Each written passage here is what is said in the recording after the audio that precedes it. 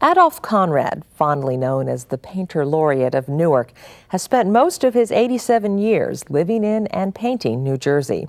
Some critics have compared his cityscapes to Edward Hopper, and in fact, he and Hopper were actually together in 1962 in an exhibition at the Herschel and Adler Gallery in New York.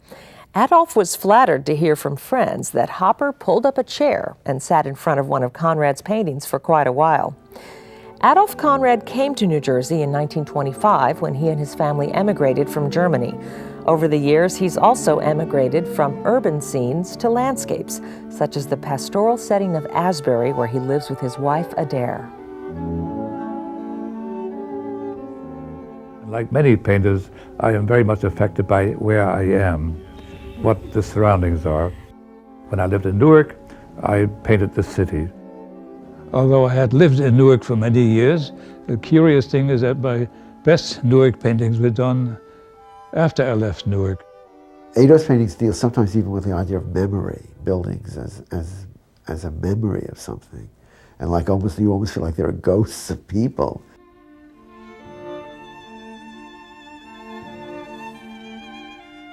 There's a tremendous sensuousness also about his paintings. He loves beautiful women. He loves beautiful landscape, you know. He's got this terrific feeling for the handling of paint. He uses very big brushes, and he makes these like broad strokes, and it ends up being some sort of like a whole group of trees or water. There's almost nobody I know who has that ability. As long as I remember I was drawing, I compared almost to chamber music. It's reducing the elements of a picture to its simplest.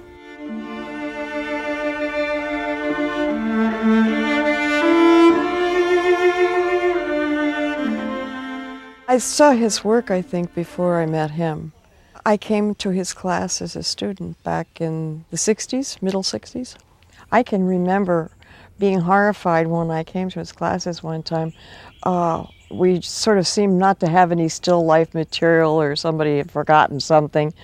And he went poking around the sink in the studio, and he came up with a bunch of tin cans and a couple of bottles and threw them out on the table and said, "All right." He's always interested in things and always curious about things. Well, you know, that's why we have all these toys around and whatnot. Well, Salvador Dali had said, he had written in one of his books, that every artist should have an angel looking over his shoulder. And so I was able to get a couple angels, or putti, and I put them up there. And when I was painting there, they looked over my shoulder to make sure I did the right thing. I don't know if they were any help. I've always admired Picasso in one sense. For Picasso, his work is his play, and his play is his work. And I find so many artists are just too deadly serious about their work sometimes. You can be very serious as a painter, but I think that artists should never lose the light touch.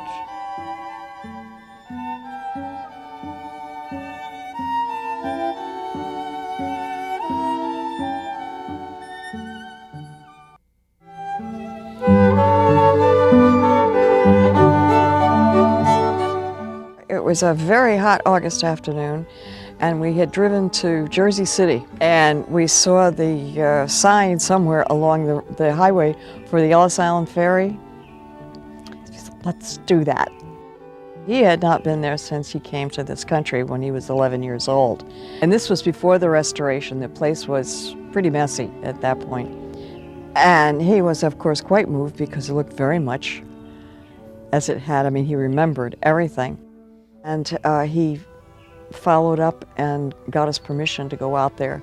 They issued us hard hats. We took our lunch.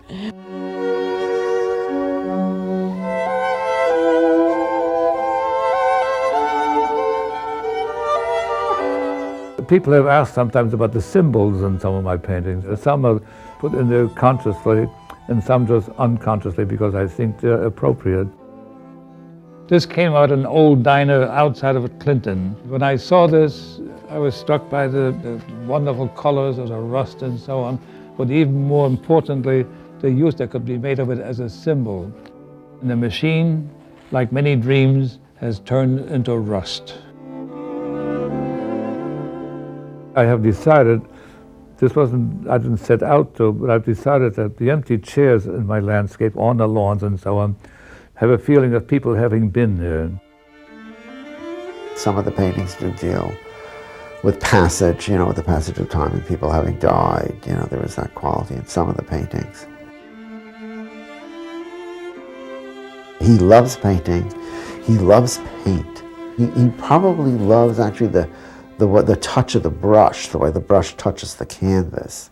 And of course, one of the reasons he's so youthful at his age is because he is an artist. And actually, the truth of the matter is, I think he's an artist whether he paints or not, almost.